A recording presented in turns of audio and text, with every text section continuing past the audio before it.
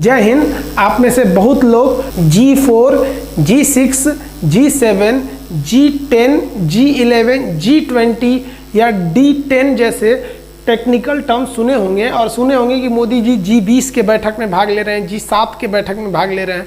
अभी ट्रंप ने कहा है कि हमें G7 को बढ़ाना है। तो इस सब में हम आज आपको टोटल कंप्लीट अंतर बता देते हैं और ये समझा देते हैं कि इससे भारत को क्या फ़ायदा मिलेगा और चाइना की हुआई कंपनी क्यों इसमें इतना ज़्यादा दिलचस्पी दिखा रही है, और अलग से भी बताएंगे कि 5G और 4G टेक्नोलॉजी में अंतर क्या है। तो शुरुआत करते हैं हम लोग G4 से। देखिए G4 जो है ना, group of 4, G is stand for group. ये 4 देशों का एक संगठन है जिसकी स्थापना 2005 में की गई थी। इस ग्रुप का मुख्य उद्देश्य यही है कि यूएन जो सिक्योरिटी काउंसिल है, जो सुरक्षा परिषद है संयुक्त राष्ट्र संघ का, उसमें परमानेंट काउंसिल में सिक्योरिटी काउंसिल में परमानेंट सीट कैसे प्राप्त किया जाए। सिक्योरिटी काउंसिल में केवल 5 देशों को परमानेंट सीट है।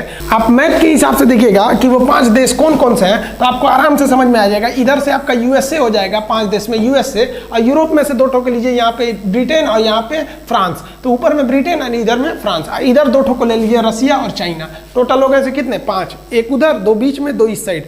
यूएसए, ब्रिटेन, फ्रांस, रूस, चाइना।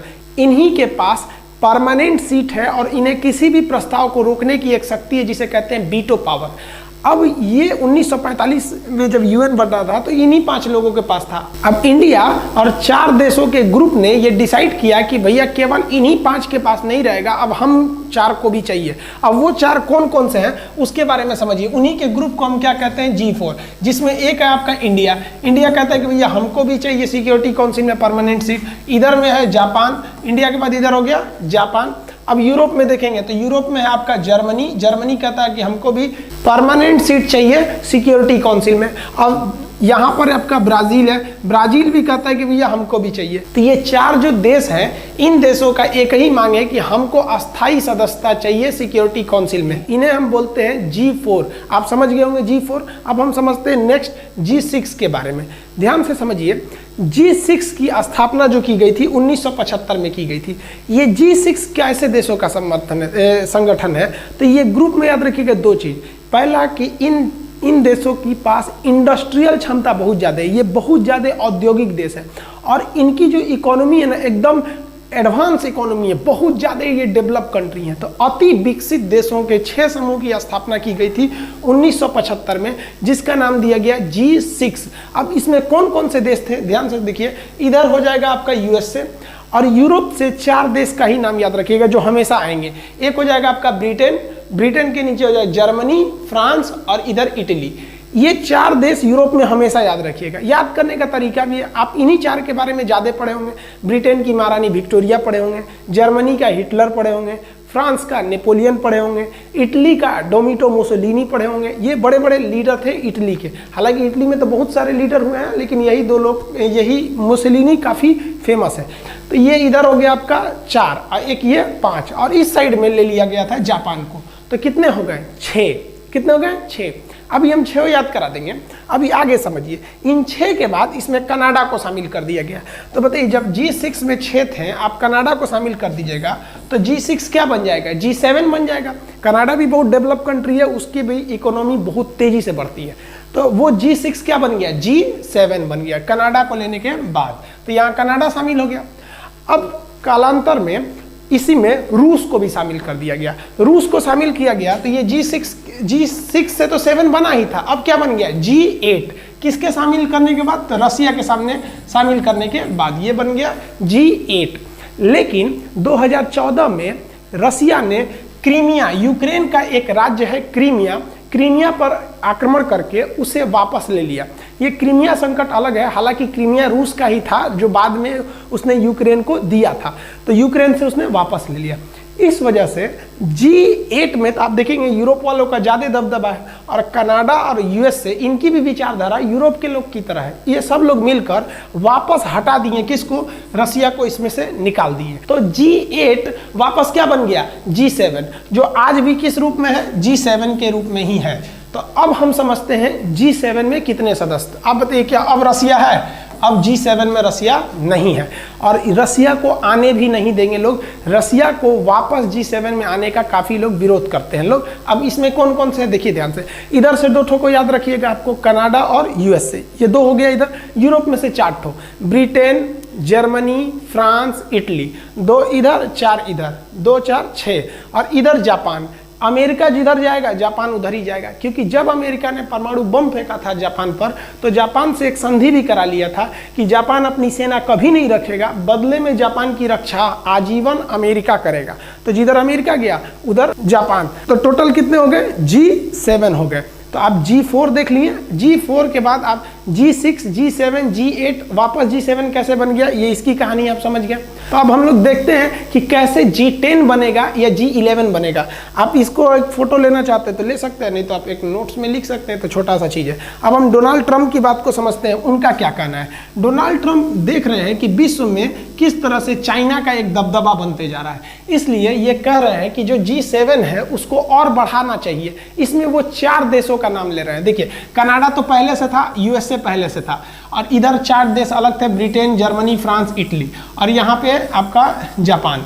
ये 4 देश किसको किसको बढ़ाने के लिए कह रहे हैं। तो जब G7 है और इसमें आप 4 और जोड़िएगा तो ये क्या बन जाएगा? G11 बन जाएगा। तो ये डोनाल्ड ट्रंप G11 बनाना चाह रहे हैं। किसको किसको जोड़कर?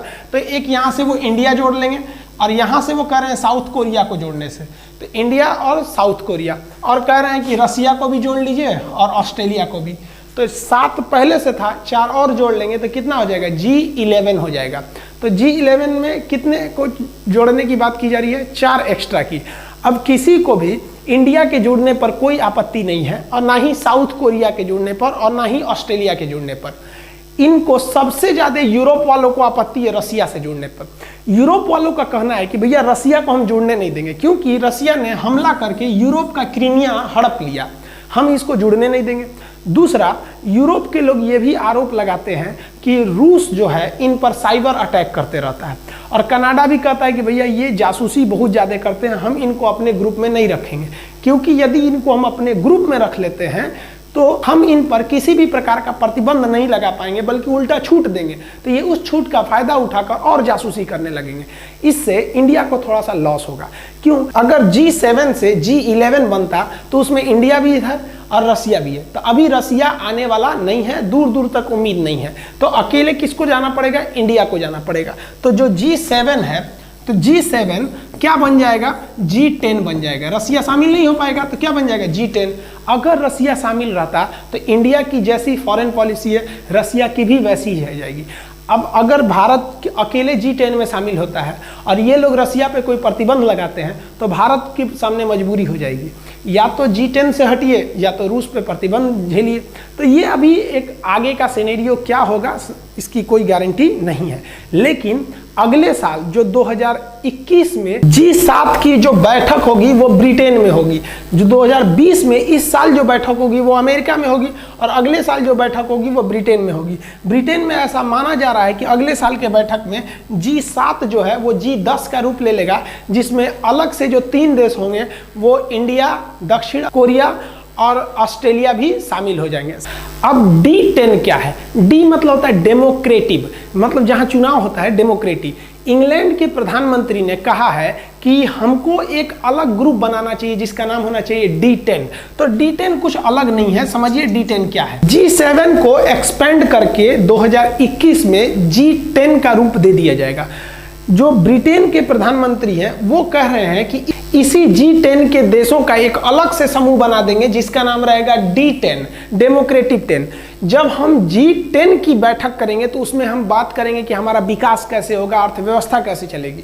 लेकिन जब डेमोक्रेटिव 10 की बैठक करेंगे यानी D10 की बैठक करेंगे तो ये डिसाइड करेंगे कि चाइना को कैसे आगे बढ़ने से रोकना है, स्पेशली चाइना की 5G टेक्नोलॉजी को रोकने के लिए। तो खुल के तो कहेंगे नहीं कि हमको चाइना को रोकना है, लेकिन ये जो G10 है आप उसी उसी का एक दूसरा अवतार कह सकते हैं D10। इसमें मेनली चाइना को रोकना है और स्पेशली 5G टेक्नोलॉजी को लिए रोकना है। अब ये 5G टेक्नोलॉजी क्या है, इस पर इतना घमासान क्यों है? देखिए 5G जो टेक्नोलॉजी होगी वो हम मानव की सबसे बड़ी खोज होगी। अब आप इतना सोचिए, मानव ने क्या नहीं खोजा, लेकिन सबसे बड़ी खोज होगी 5G टेक्नोलॉजी। 5G टेक्नोलॉजी काफ़ी महंगी होगी, एक्सपेंसिव होगी। उसके टावर 4G और 3G के टावर से अलग होंगे।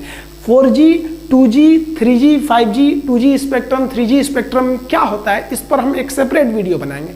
लेकिन यहाँ समझिए, ये 5G का टावर है, काफ़ी कॉस्टली टावर होता है और ये हर 100 मीटर की दूरी पर लगाना पड़ेगा। 100 मीटर की दूरी पर, ऐसा नहीं 4G की तरह एक टांग दिए हो रहा है यहाँ, 100 मीटर की दूरी पर लगाना पड़ेगा और काफ़ी कॉस्टली आते हैं इसके मशीन वगैरह।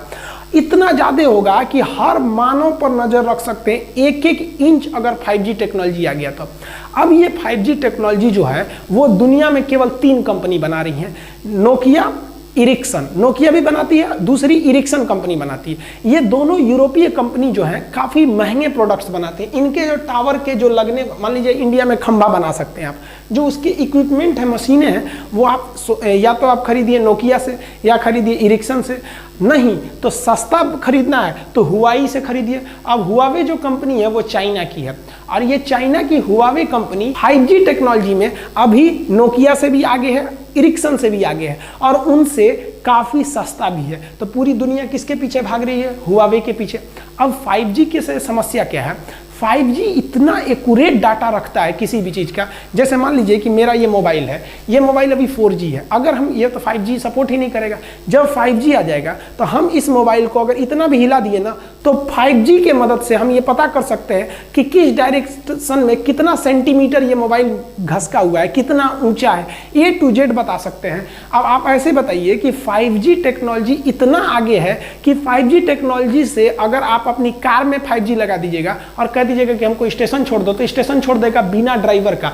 आगे कौन है पता कर लेगा, किधर से मुड़ना है, दाहिने मुड़ना है, बगल में कुत्ता आ गया कि कोई दूसरी गाड़ी आ गई, हर चीज अपने से कर लेगा। डॉक्टर घर बैठे ऑपरेशन कर देगा मरीज का, मशीन लगा देगा, मशीन में 5G सिस्टम लगा देगा, यहीं से वो हाथ घुमाएगा, कैसे कैसे वहां उसका ऑपरेशन कर देगा। ये मानव जाति का सबसे बड़ा आविष्कार होगा 5G, जिसमें चीन की हुआवे कंपनी सबसे आगे है।